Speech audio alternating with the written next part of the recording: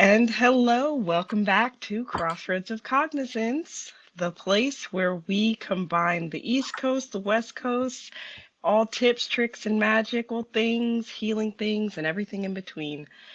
So here we are again, another week, another 7 days that has gone by and been weird, for Boy, sure. absolutely. It has been a very, very strange week and continues to be so. So, yay. Hi. Yay, so we're here to share it with you. Thanks for Yes, being we on this journey are. with us, folks. And if you want to continue to be on this journey, if you find value in our show or you just like hearing us blather on and cuss every now and then, be sure to hit like and subscribe on YouTube. You can follow us on Facebook. And, make sure that if you are tapped into the stream on Facebook, that you actually click the stream so that we can see your comments, see your questions, and go from there because Facebook is weird. YouTube, we'll see you all day long. Facebook, we actually need you to click the video so that we can actually see you. We already have some comments. So, hi, Denise. Hi, Colleen. Hi, everybody. And so, I'll do introductions for those who haven't been with us before. I am Dahlia Rose over here on the East Coast, holding down the fort. Hi, Kelly.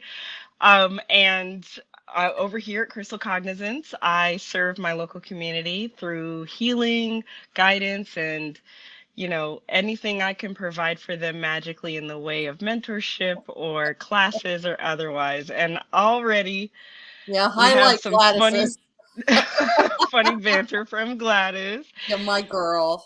I do. And hey there's Sylvia. So I have a lovely, amazing co-host that I'm happy to have here with me. So I'll let her take over. Hi. I don't even know what Dahlia said. I was just too busy reading comments. I'm Katrina. I'm on the West Coast. I run Crossroads Metaphysical Store with my husband, Eric, and we are currently closed. And I have a very angry cat in the background. He's angry, number one, because Eric is not here. He'll come in at some point. And number two, because I did not stop and feed him his wet food before I started getting onto the screen. And so Nemo, for all of you who know and love Nemo, is furious, absolutely beside himself with anger. He'll probably beat up his wife for it because that's how he rolls. And he knows he can't take me in a fight, which is the point. But yeah, hi. So here at Crossroads, normally we do different types of healings. We have a retail presence as well with different conjure products. Our emphasis is on homemade magical products. We have a lot of fantastic vendors, including Miss Gladys, who runs Cienfuegos apothecary, and she has amazing products. We have some really wonderful vendors who bring their products in for us to sell, and we make our own products here as well. So like you were saying, it has just been the craziest week I've had in a really long time. I'm still trying to put it together. I still feel like I'm trying to catch up to something that is in motion and leaving me behind. Oh And no. Dahlia, when does that Mercury retrograde start? I want to say something like the 20 something. Let's find out. Oh my Mercury. God, that far out? Yeah, but we're in the shadow. Because oh, thank God Eric's here. It, Yeah, oh no, not that far out. It's May 10th. So we're May 10th, halfway there. almost 5 days. there. Okay, real good. Yeah, it's Yep. coming. Excuse me a moment. Honey, please feed that goddamn cat. I didn't feed him, and he's just been bitching up a storm since I got here. And now he's bitching live. Now he's bitching Wow. live to all of the world. So the Savior has arrived, and he will take care of the business I didn't do. Now, That's now, kind of, I feel bad that Eric has this role in life of cleaning up my messes, and that's what he's doing right now. this is an interesting segue into our topic, right? Because your poor cat Nemo was betrayed by He's you. so betrayed. Oh my God. Looking at the different people who are in this feed, and I've seen and held space for some of their biggest betrayals. So this is going to be an amazing conversation that we have. Betrayal is such a loaded topic, and It is. really, in so many ways, Dahlia, is at the heart of what each of us does as a healer. Because when you look at, we can dress it up and say that whenever we're treating somebody, any client, there usually is a form of healing involved, whether we're healing their poverty or their loneliness or their core wounds. But I would say that there's also a lot of our work that also or additionally involves some form of betrayal, whether it's by a boss or it's by a friend or a lover or ourselves or our parents who betrayed our basic needs to be loved and heard and protected.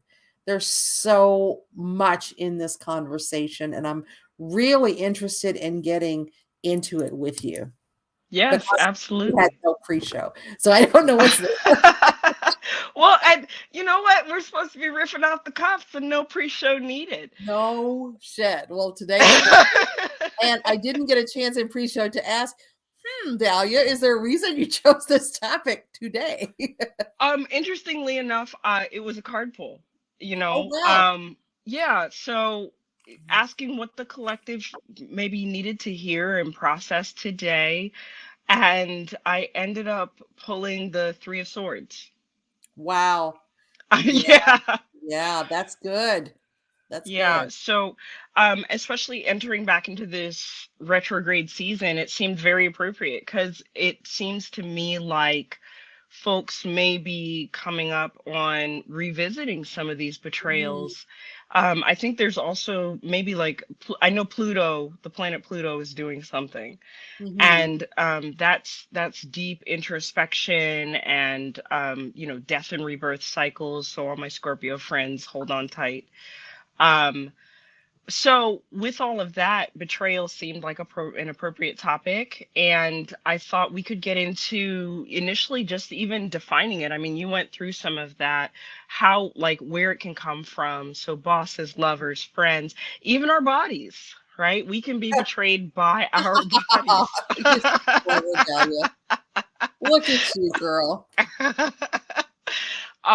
And so it happens in so many different ways, and when I pulled the card, I also asked for a little hope as a second card, and got the Page of Swords. Was it the Page of Swords? Was it the Page of Wands? It was the Page of Swords. And so there was like this sort of action element, put into strategy things as well. So we're not lost in the darkness of betrayal, but you know I think that betrayal is one of those things that can be really insidious in our lives. Like we don't actually know that's what's happening. So, coming across a lot of material that talked about betrayal happening and you not realizing it, and people mistaking betrayal for some other emotion that's going on in their lives. Like, um, all of a sudden they may experience, depression or frustration in their relationships or their connections, and not realize that some of those individuals may have betrayed them in some way, shape, or form. And that betrayal usually shows up as, I thought you were this way, or you declared some feelings or connection with me, and now it's shifted, but I was not present enough to see the shift happening. And so now I'm blindsided.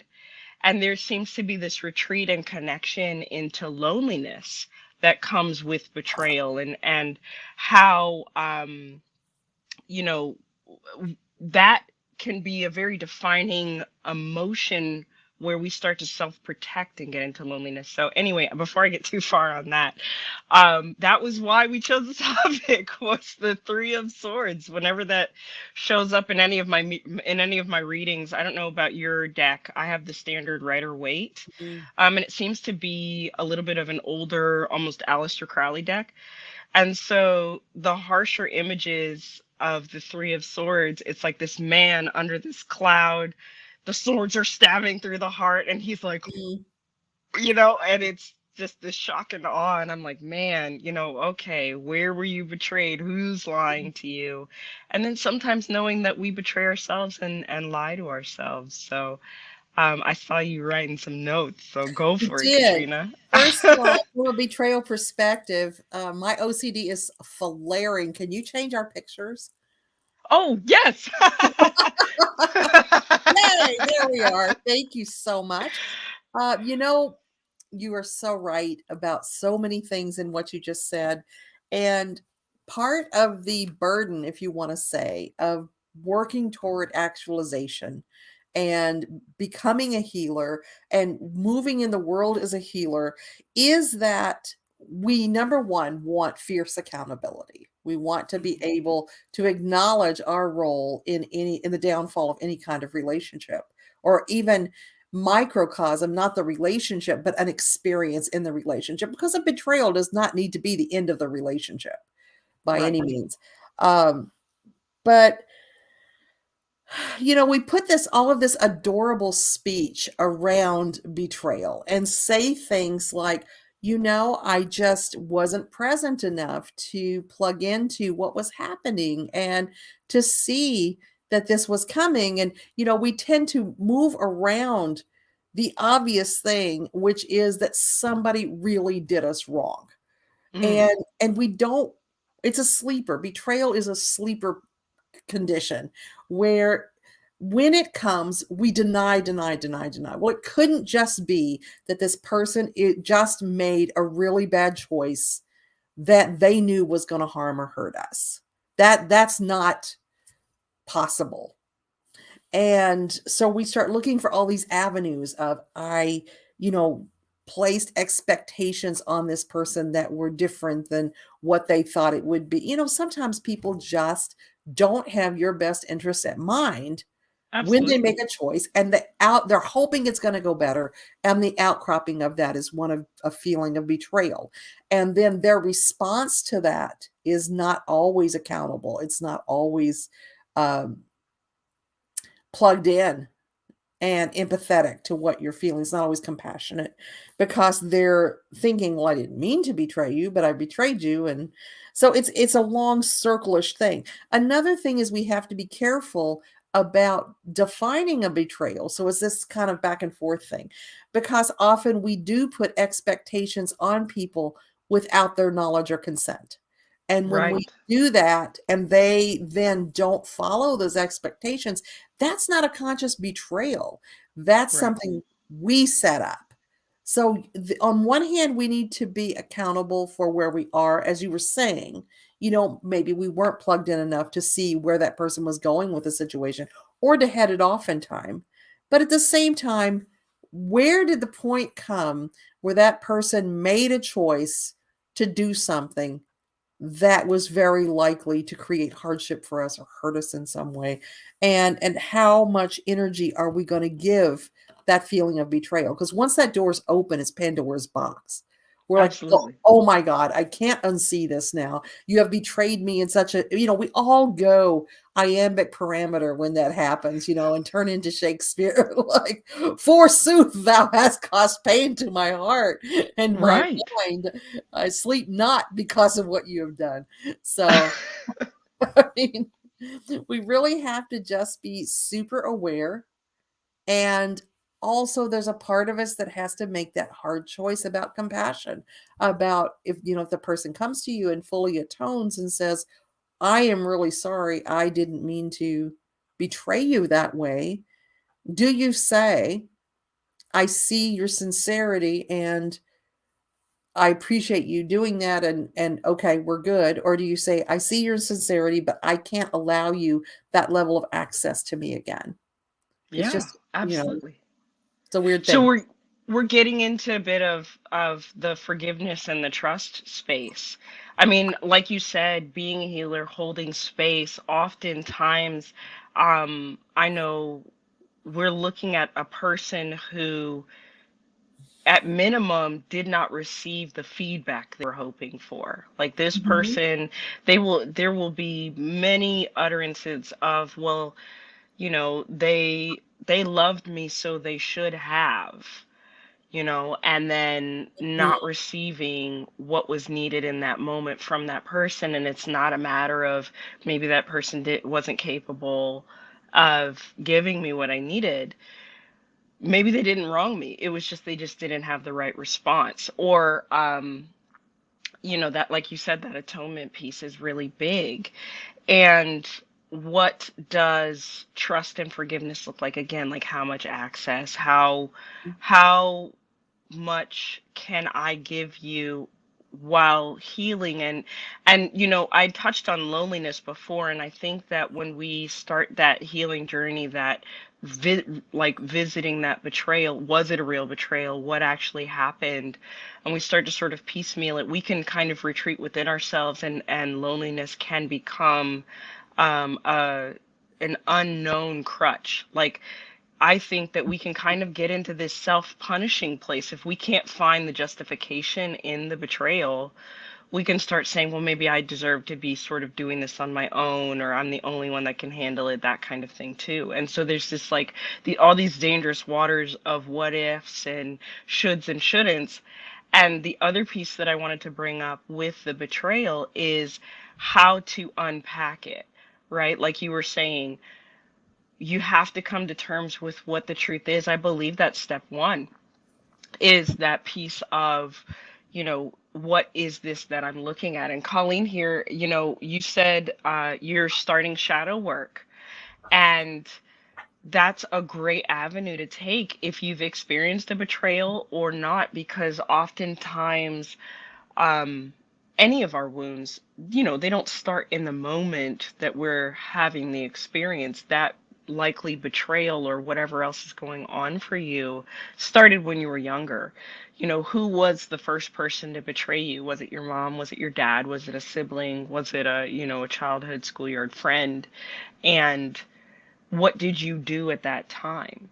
Did you clam up? Did you pull in? Did you push forward? Did you, especially in families, oftentimes you're not allowed to have the conversation. So, what was going Mhm. on for you back then, and how have you carried those responses forward? And is the response that you're having appropriate for the magnitude of the situation? One of the strongest things you're hitting on is the way that different betrayals, acknowledged or not, affect our engagement in future relationships. Hmm. And they almost always will. And it's those core wounds that happen in our formative years as kids, as teenagers, as young adults, that set up the relationships for friendships and romance and even familiar relationships that we're going to have in the coming years. Healing those through shadow work and just inner guidance and professional assistance. You really have to know when that needs to step in, are key to being able to have good connectedness with other people.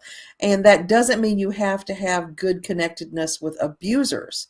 It means Hmm. that you have to resolve the hold that that abuse has over you. So an abuse is just one aspect of betrayal. I mean, you can betray somebody and have zero intention of creating harm. Something that comes into my mind is that I got a very strong message in, oh, I would say around 2017 or so, that I was not going to continue to lead a public group, to lead a coven. And I had done so for 20 years at that point, just with Eric. That didn't count the coven work I did before he and I got together. But I'd led a coven for 20 years. I needed to move on and do some other things. I needed to disengage from group work for a while and work on myself and uh, get some things together. And so I announced to my coven that I was going to be discontinuing, that I was going to have someone else step in to take over the coven work who had been training for a while. And I had people in the coven who were furious with me.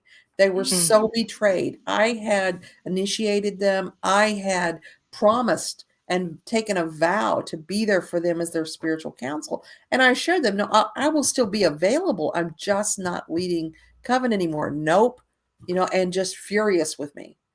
Wow. And saw that as a betrayal, even though it was me attempting to take care of myself, to practice good self-care, to follow the words of the goddess that I was being strongly sent. And Hmm. they really took that as huge betrayal. Some of them didn't speak to me for many years I mean, because and oh, go ahead. that's all. That's all I had. No, I was gonna say, when we feel like we can't trust very many people, and I mean, I think I think there's such a deep emotional connection within a coven setting, but something else that comes to my mind when I think about what you did is something that I've seen in other fields of work happen too. Like when your hairdresser decides to move, and you're Yeah, just like, well, wait a minute, I've been coming to you for 10 yeah. years. Who's going to do my hair? And it just like you start to shut down. And I think at that point, having that kind of reaction to somebody taking care of themselves is a bit of a disengagement with the truth, right? Hmm. Like maybe the truth of that situation is that you don't feel powerful enough to do your own thing, move forward, make decisions, and it feels like a rug being pulled out from underneath you.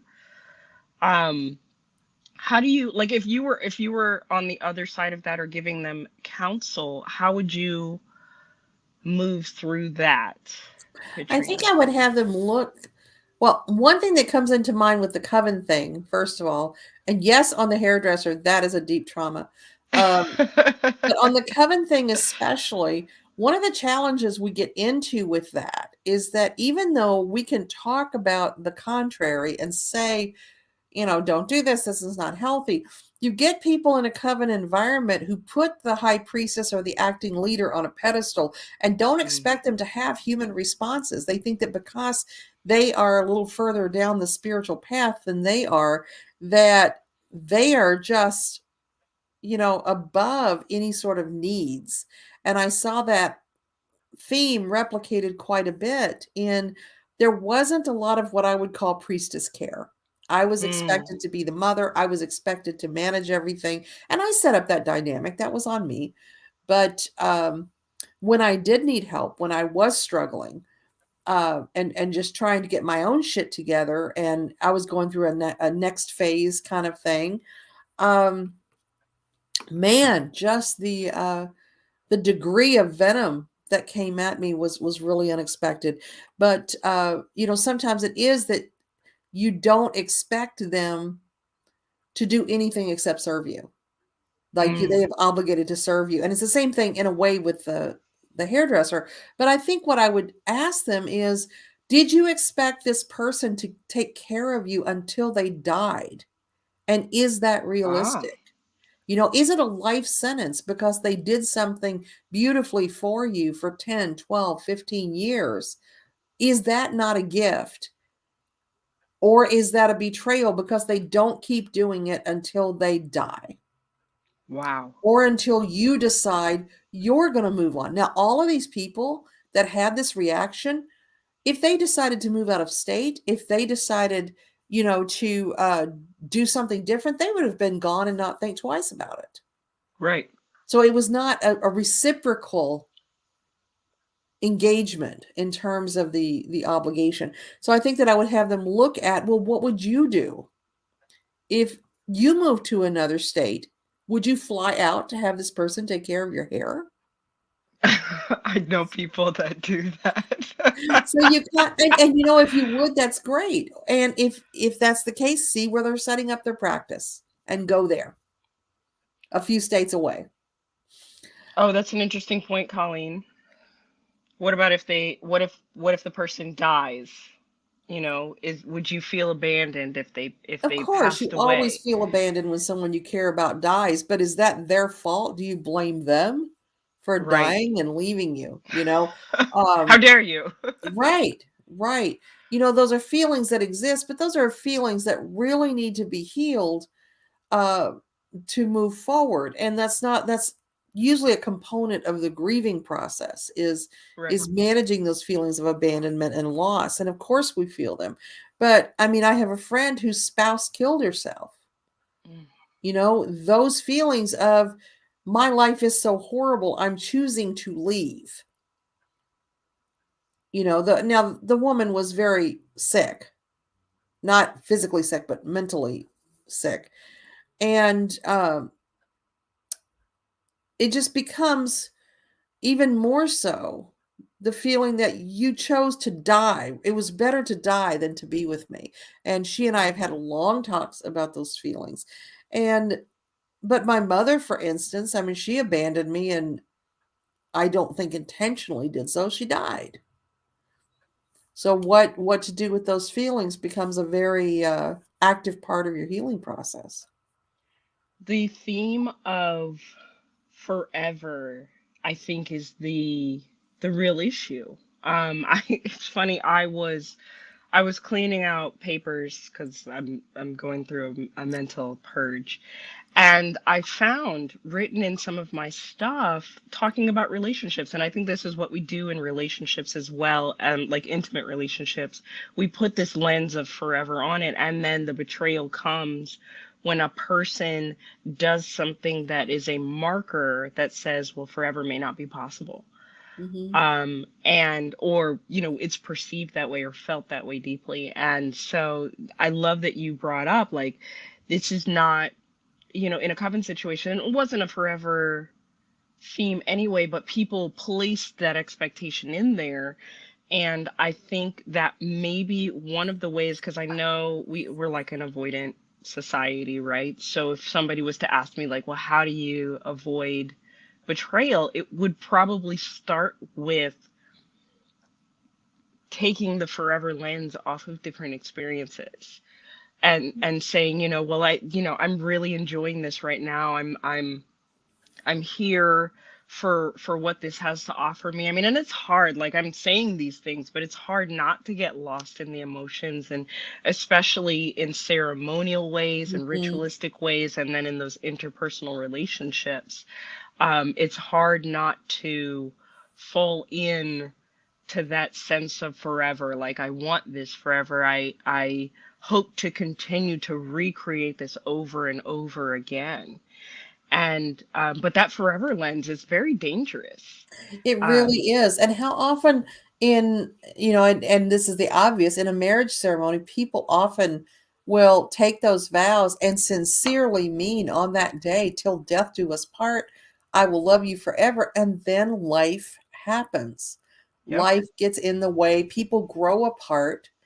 And sometimes, I will be faithful and cleave only to you until we die, falls away to, well, I still care very much about you, but I cannot continue my life with you. And so that Absolutely. forever lens is exceptionally dangerous. There are friends who come into our lives who are meant to be there for a period of time to accomplish specific things, and then something happens and the relationship disintegrates. And unfortunately, in cases that are perceived as betrayal, which we often do when that forever lens is suddenly broken, um, what we often do in those cases is we focus on the last breaths of the relationship Mm, rather than the depth of wonderfulness that was there before. And so we don't say, wow, thank you for 10 amazing years of marriage. I really hate that that last year was so hard. yeah. So, yeah. The moving through that focus, I love that. Like, maybe that's another way out. So you take the forever lens off, and then you shift your focus. It's not the intensity of the last year, but I can have gratitude. And I mean, I feel like this is something that it's one of those things that gets revisited over and over again.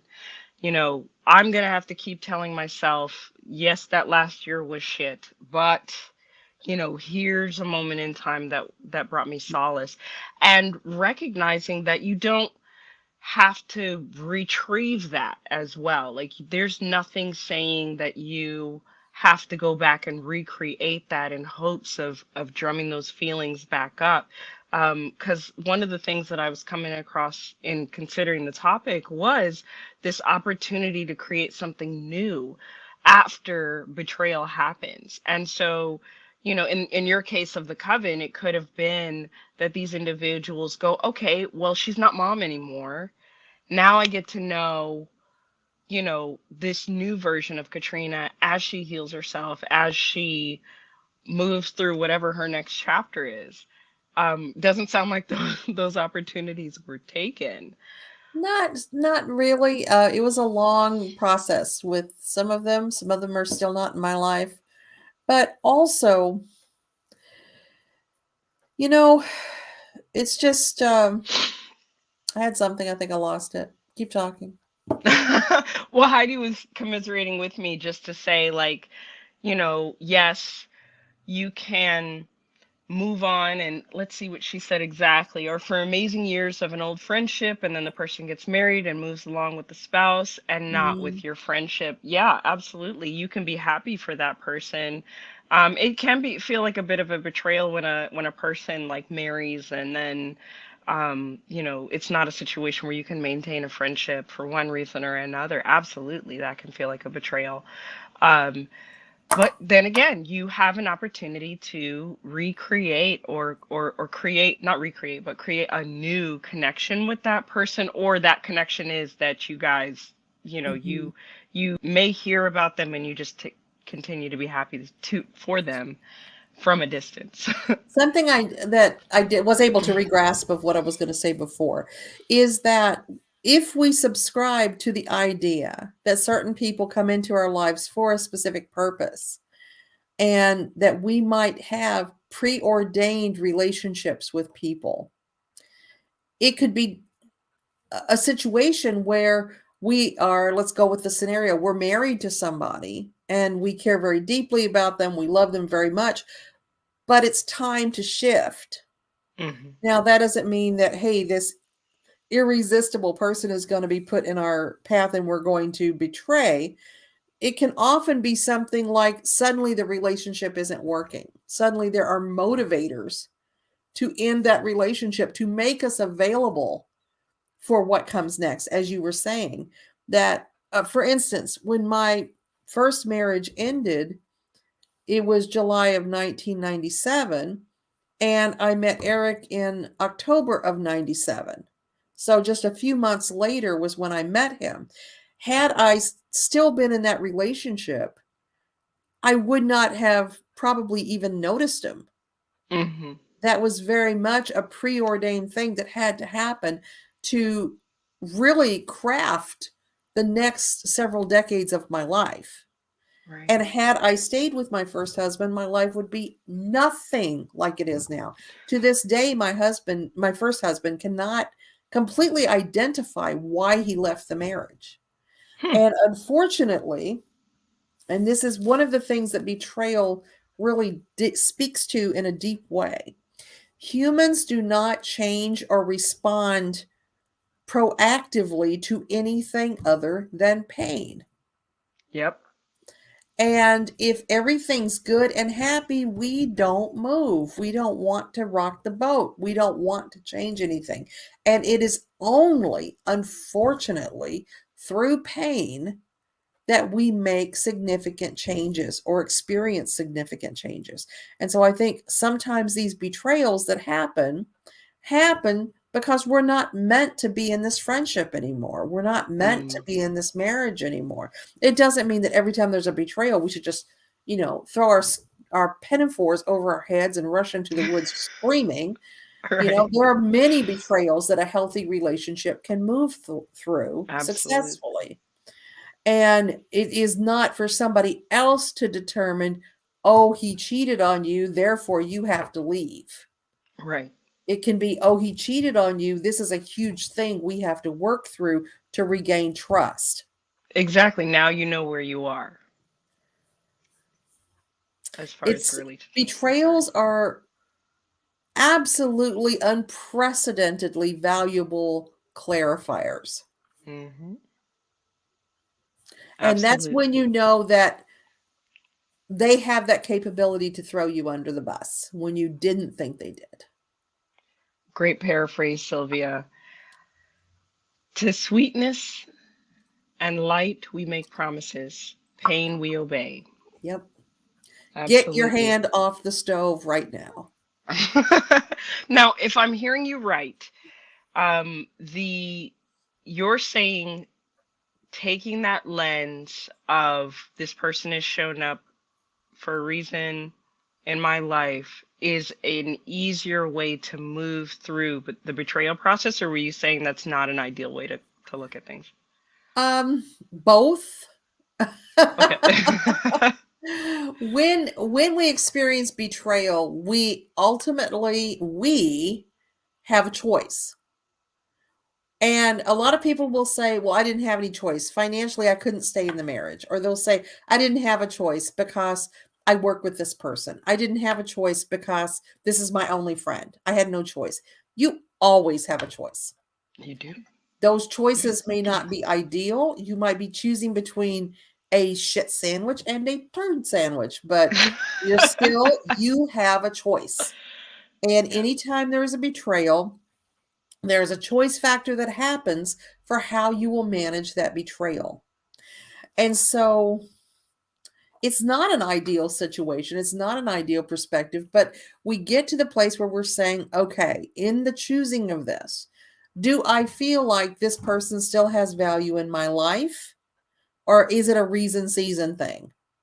I Right. had a Okay. really powerful betrayal from my bestest friend. And I still don't have the explanation for why it happened, only that I was profoundly betrayed. And then they just disappeared. Oh, And same. yeah, see? So I had the option to say, I'm going to pursue this. I am going to find a way to contact her. I will write her a letter at her house.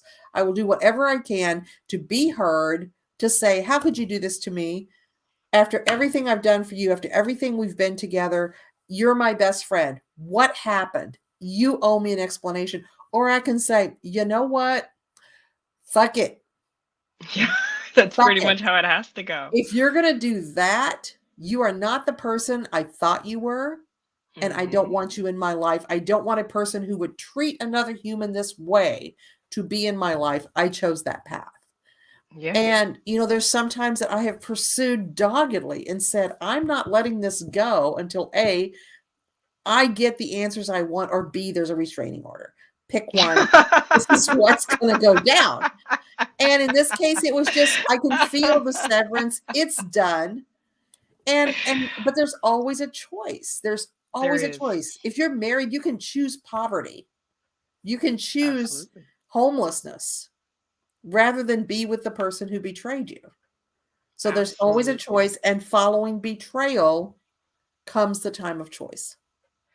You know, this we're edging into with this piece of choice, we're edging into like soulmate, twin flame territory, and people will say, well, wait a minute, this is my soulmate, and I'm supposed to stay with this person. And there was this meme circulating on Facebook that was like, maybe you're not supposed to marry that person, maybe you guys are just supposed to open a taco truck.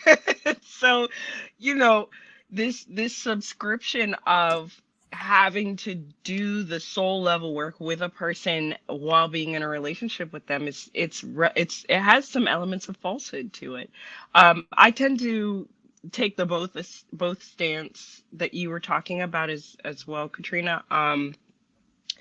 I came across Carolyn Mace's book Soul Contracts when I was married and trying to figure out why I was married to somebody that hated me. And acting like it was this sort of mysterious thing I had no control over and no choice to be in, only to find out that yes, maybe we contracted to be adversarial soulmates and to have this moment, but we didn't have to get married.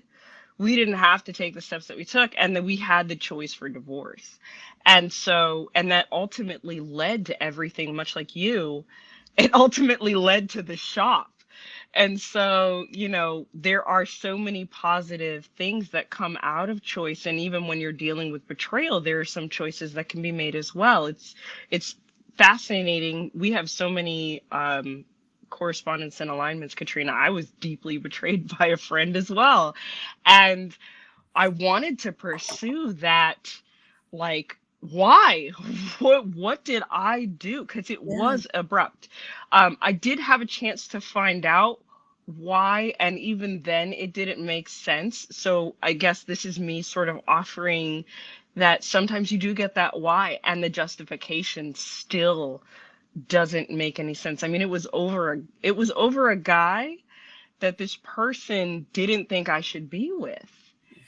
And it was like, well, you're not my mother.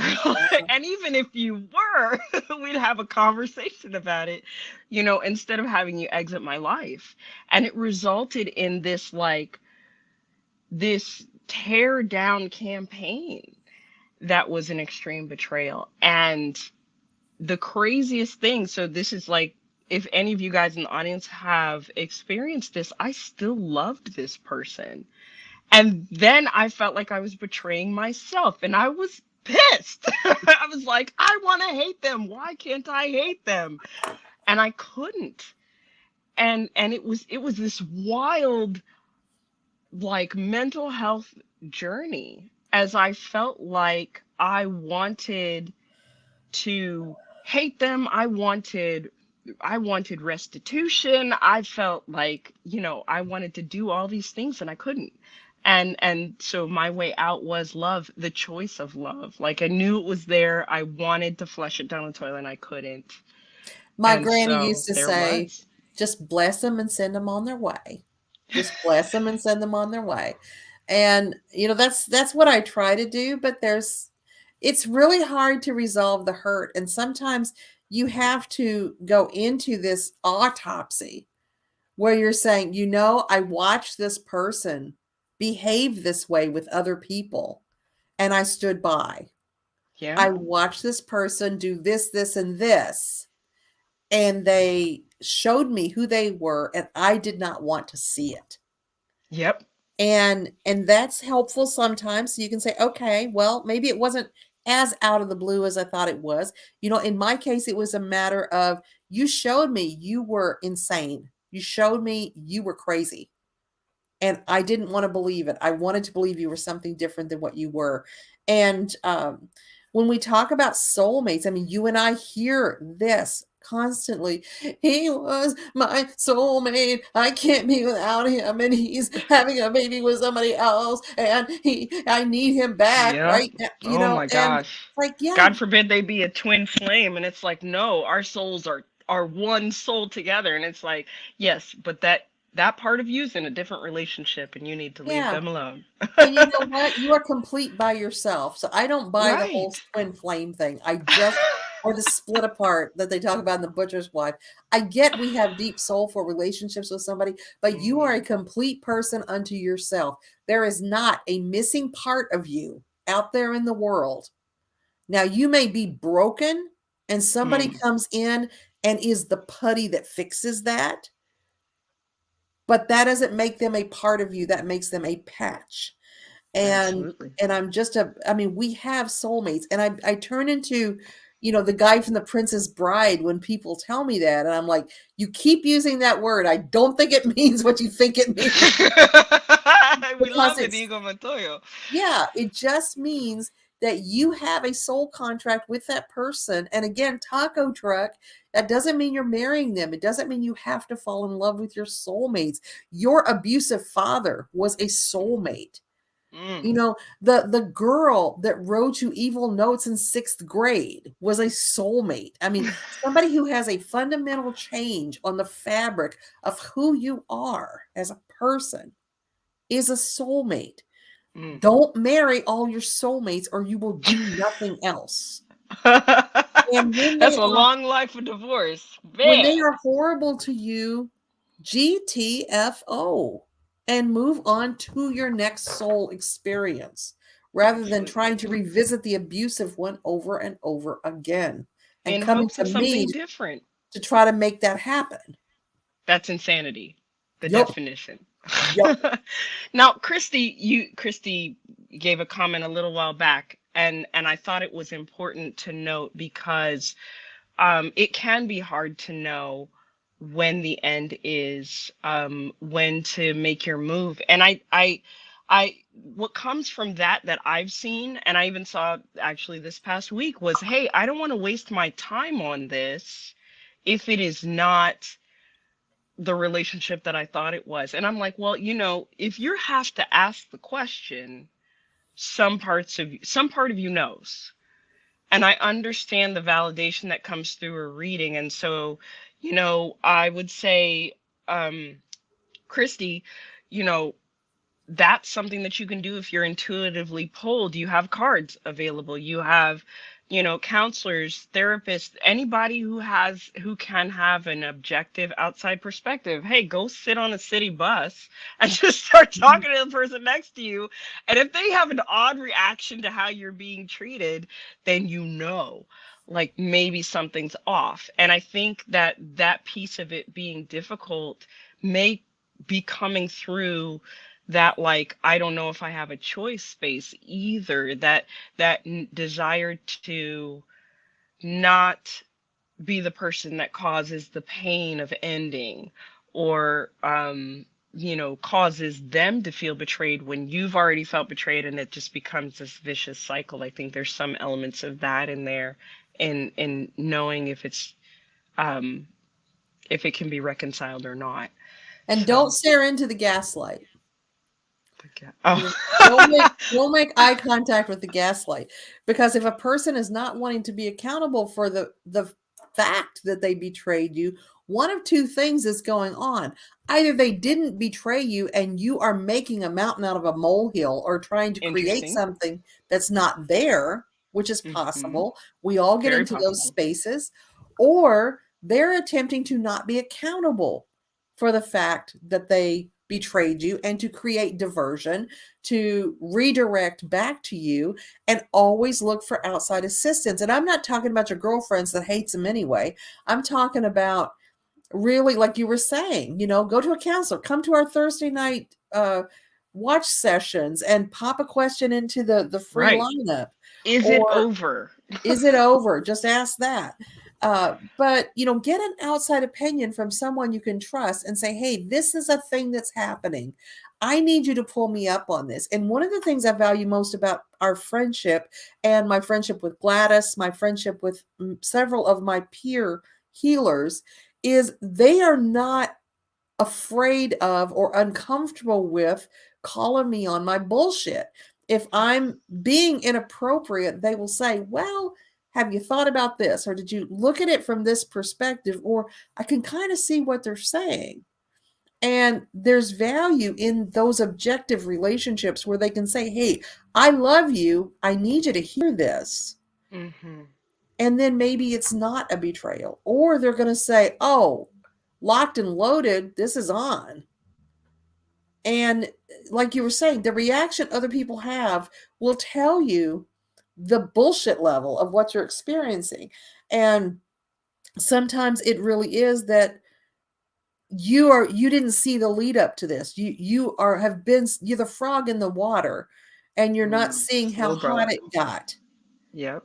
So Slow you're boil. telling somebody something, and they're looking at you in just abject horror, and you're thinking, oh, this is worse than I thought it was. And that doesn't just happen to poor, pathetic, broken people. Right. That happens to really smart, dialed in people too. Absolutely. So if you 1000%. suspect betrayal, unless it's just blatant, hey, I don't like you, I'm ending this friendship, or hey, I found somebody else, I'm leaving our committed relationship. Now that's just, if it's just a blatant betrayal, you don't have to question yourself into the ground. But if you are sketchy on any of the fine points, check in with your people. And if you notice a person has a particular behavior, this was something that's coming to my mind as one of those blindsidey but like obvious things. In my situation of betrayal with my friend, um, I noticed that she would harp on other people in a particular way, or make those people pay for something they did to her. And I was like, oh, never me. I'm your favorite, Yep. And We want to man, believe we're special. We want to believe we're that yeah, one.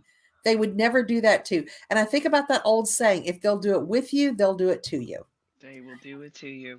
And if you're Yeah, seeing somebody who has a behavior that makes you cringe in any way, in a major way, you need to fully understand that will one day be turned on you. It's going to. absolutely. It is inevitable. You are not that special. You're amazing. You're unique. You're individual. You're precious. You're enough. You are not special enough that a broken, flawed person will not turn their deplorable behavior onto you. So don't imagine they're just doing this to other people. Right. Right. Don't think that if they're actively engaged in those things, it won't happen to you. Oh, Because that. Gladys is penduluming us. Oh my God. Gladys is a master pendulum person for sure. Yes. So, Whew. yes. So you wanted to talk a little bit about the healing process after Well, betrayal. I think we've kind of covered a bit of it, you know. I mean, there's this coming to grips in terms of reality, the reality of the situation. How did you see it? How how did you see it versus how was it actually? Did you put a forever lens on the situation, which is hard to not do, but once you realize you've done it and you can take it off, where where does that leave you? If you're not sure if there are endings happening or if it's something to be resolved, you know, um you might seek counseling, seek an outsider's perspective, you might pull your own cards. But I think at the end of the day, like your feelings will tell you as well. If you're finding that you cannot trust that person as deeply, that's something to go along with and find out like, hey, that's going to be a reoccurrence for you. And and you know, it's not about time. I don't want to say like time will heal this wound because it won't. I think the only thing that really heals betrayal is the lens of truth, because it was probably some falsehood that brought you to the table of Mm. betrayal in the first place. And I it's about, love Patrice's. I'm sorry, I was just going to say it's about levels of access.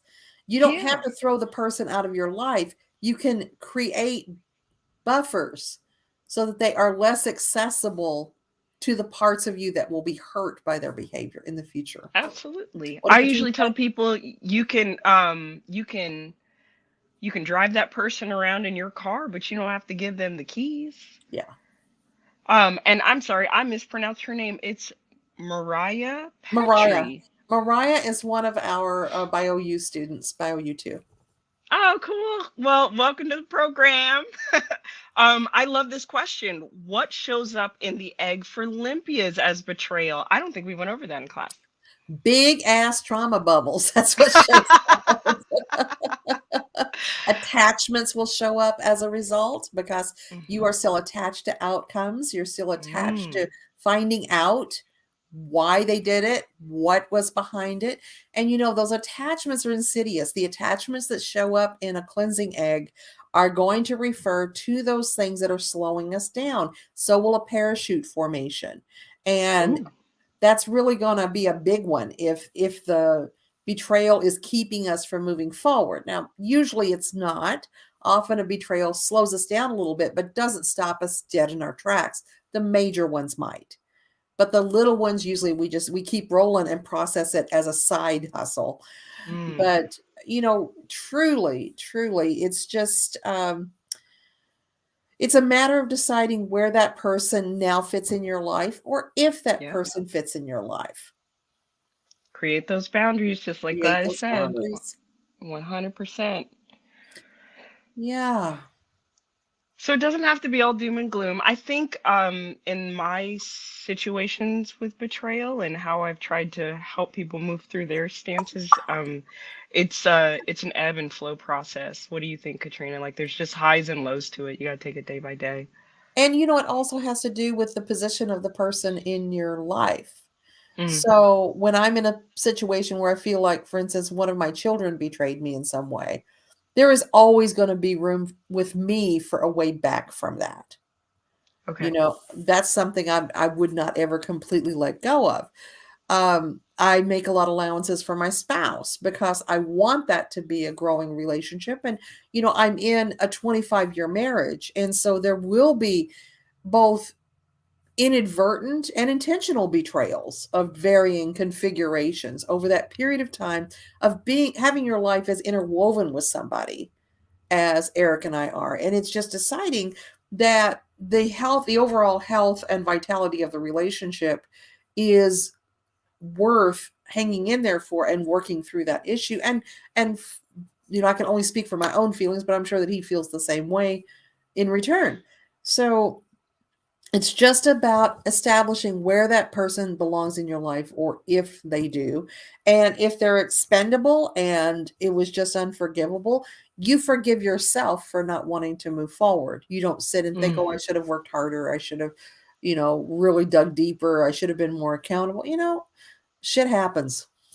Right, and none of those things would have guaranteed a particular outcome, Mm, and I like that. Taking the lens of where that person is in your life is a very strong element, I think, in the healing process and moving through those challenges. My partner and I were talking. I said, "Well, what do you think it takes for a relationship to last?" And it's determination. And it sounds like that's what you're saying should be present in some of those closer relationships, like your kids, your mhm, your um your spouse or your mhm. partner or whoever.